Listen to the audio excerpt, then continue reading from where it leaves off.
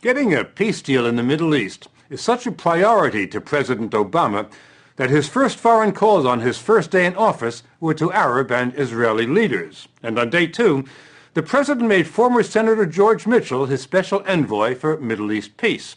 Mr. Obama wants to shore up the ceasefire in Gaza, but a lasting peace really depends on the West Bank, where Palestinians had hoped to create their state.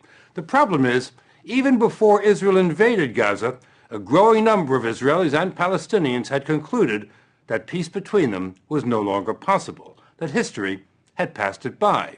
For peace to have a chance, Israel would have to withdraw from the West Bank, which would then become the Palestinian state. It's known as the two-state solution. But while negotiations have been going on for 15 years, hundreds of thousands of Jewish settlers have moved in to occupy the West Bank. Palestinians say they can't have a state with Israeli settlers all over it, which the settlers say is precisely the idea. Daniella Weiss moved from Israel to the West Bank 33 years ago. She's been the mayor of a large settlement. I think that settlements prevent the establishment of a Palestinian state in the land of Israel. This is the goal and this is the reality. Though settlers and Palestinians don't agree on anything, most do agree now that a peace deal has been overtaken by events. Dr. Mustafa Barghouti is a former candidate for Palestinian president.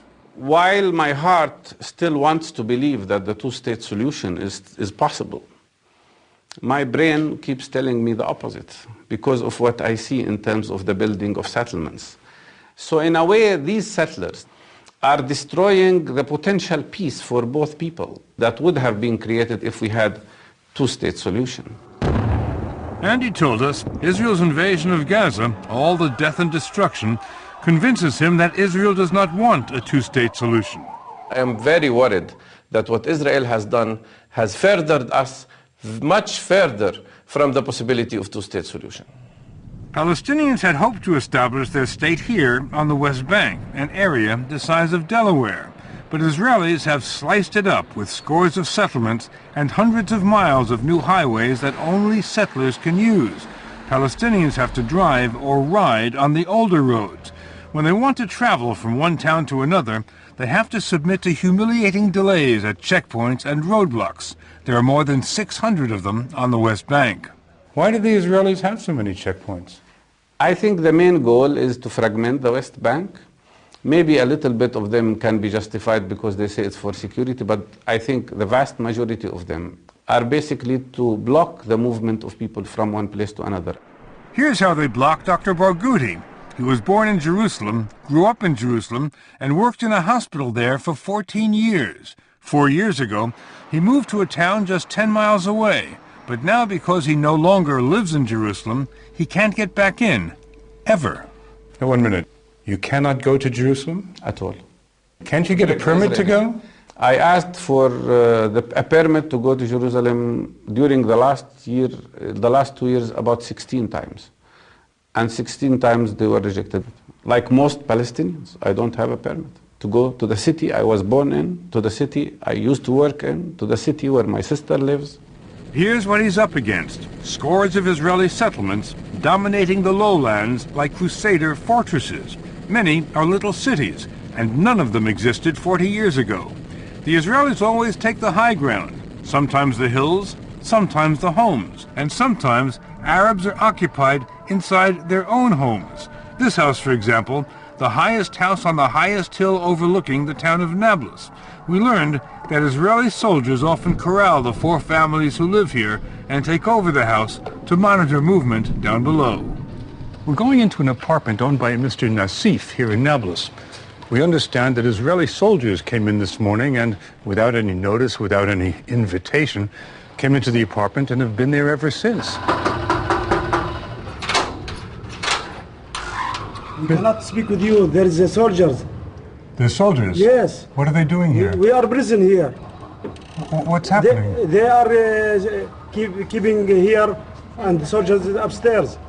We cannot move. We cannot speak with you. You can't leave the house? No. They told you that? Yes, I can't breathe. How long are they going to stay? I don't know. Are they paying you any money? You are kidding. I'm kidding. Abdul Nassif, a bank manager, said he had to get to his bank to open the safe, but that soldiers won't let him go. He told us when the soldiers come, they wake everybody up and herd them into a kitchen for hours while soldiers sleep in their bedrooms. They can't leave or use the phone or let us in. He sent us downstairs to see if his brother would open the door so we could ask the soldiers why they keep taking over this house. You want to come? Yes. Just open the door and then... The soldiers close the door from the keys. They take the keys. So we left, and that night, so did the soldiers. But when we returned 2 days later, the soldiers were back for more surveillance. This time, they kept the women under house arrest, but let the men go to work and the children go to school. When the children returned, we caught a glimpse of 2 armed soldiers at the top of the stairs. Then more children came home, but the soldiers wouldn't open the door again. They say if you don't go back behind the wall, the children will not enter the house. But this is where the children live. Yeah, but you need to go away from the door so I can let the children come in, okay? Who are you? He's a commander here. He's the commander here. Yeah. Can we talk to you? No. Well, we're talking to you now. Why don't you tell us what you're doing here? Have you lost your voice? Well, they've closed the door now. They've closed the window. So I guess if the children are going to get home, we have to leave. So that's what we'll do. An army spokesman told us the soldiers use the Nassif's house for important surveillance operations. The Nassifs told us the soldiers usually stay for a day or two, always coming and going in the middle of the night. When they do go, the Nassifs never know when they'll be occupied again. It could be tomorrow, next week, or next month. The only certainty, they say, is that the soldiers will be back. Another crippling reality on the West Bank is high unemployment, now about 20%. So some Palestinians can only find jobs building Israeli settlements. They're so ashamed to work here that they asked us not to show their faces. The settlers now number about 280,000, and as they keep moving in, their population keeps growing, about 5% every year. But the 2.5 million Arabs have their strategy too. They're growing bigger families. Demographers predict that within 10 years, Arabs will outnumber Jews in Israel, the West Bank, and Gaza.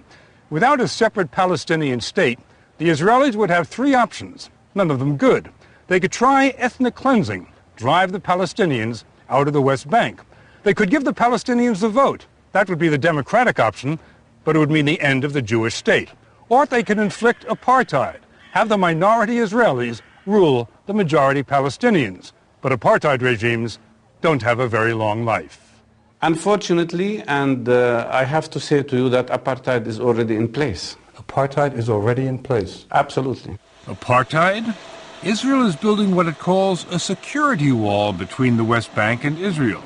The Palestinians are furious because it appropriates 8% of the West Bank. Not only that, it weaves its way through Palestinian farms, separating farmers from their land. They have to wait at gates for soldiers to let them in. Settlers get a lot more water than Palestinians, which is why settlements are green and Arab areas are not. Moderate Israelis who deplore the occupation used to believe passionately in a two-state solution. No longer. Meron Ben-Venisti used to be deputy mayor of Jerusalem. Israeli leaders and Palestinian leaders are negotiating a two-state solution. What do you think the prospects are? Prospects are nil.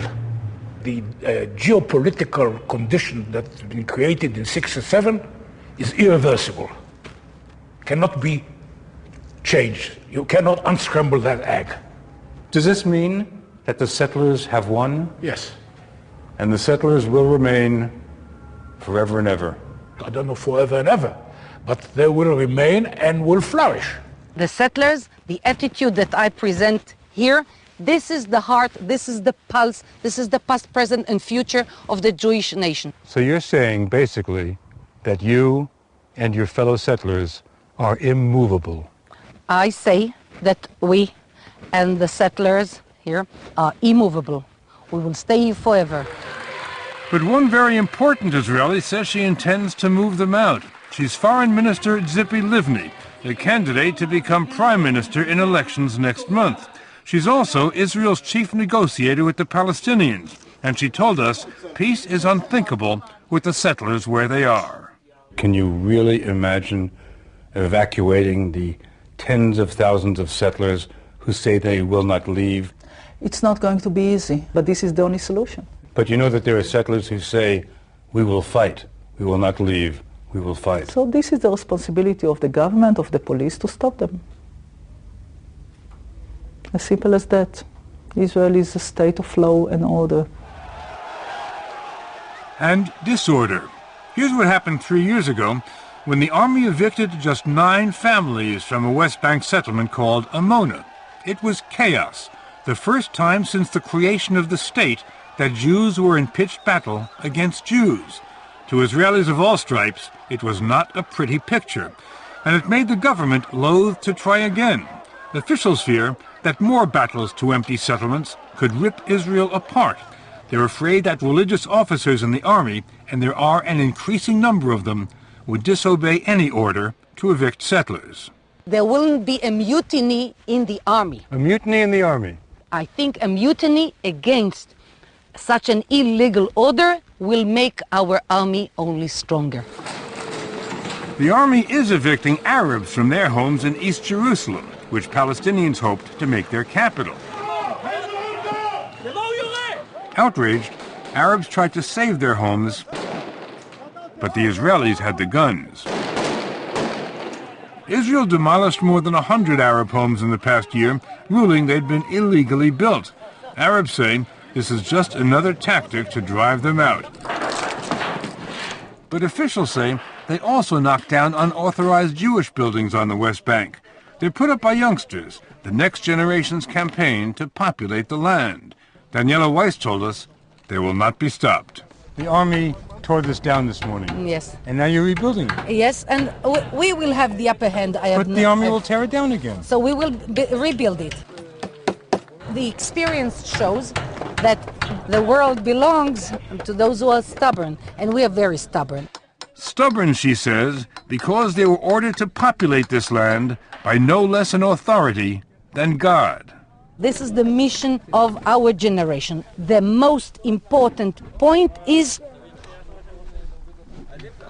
this: to hold strong to the soil of the Holy Land.